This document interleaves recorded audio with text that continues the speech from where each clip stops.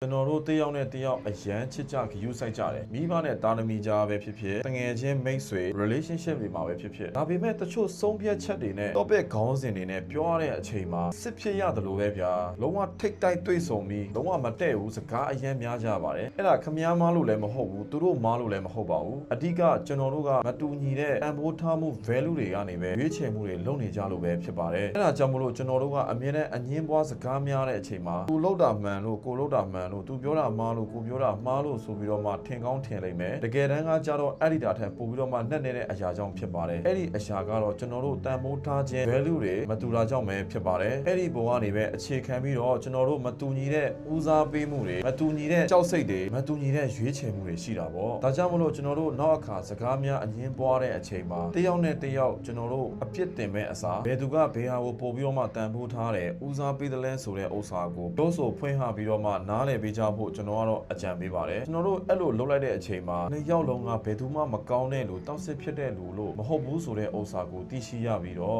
ငါတို့ကတကယ်တမ်းကကြတော့မတူတဲ့တန်ဖိုး value တွေကနေရွေးချယ်မှုတွေလုပ်နေကြတာပဲဆိုတဲ့ဥစ္စာကိုနားလည်သွားမှာပဲဖြစ်ပါတယ်ဟုတ်ကဲ့ပါကျွန်တော်နာမည်100ပါတခုခုစဉ်းစားမိတယ်ဆိုရင် comment မှာတစ်ချက်မျှဝေပေးခဲ့လို့ရပါတယ်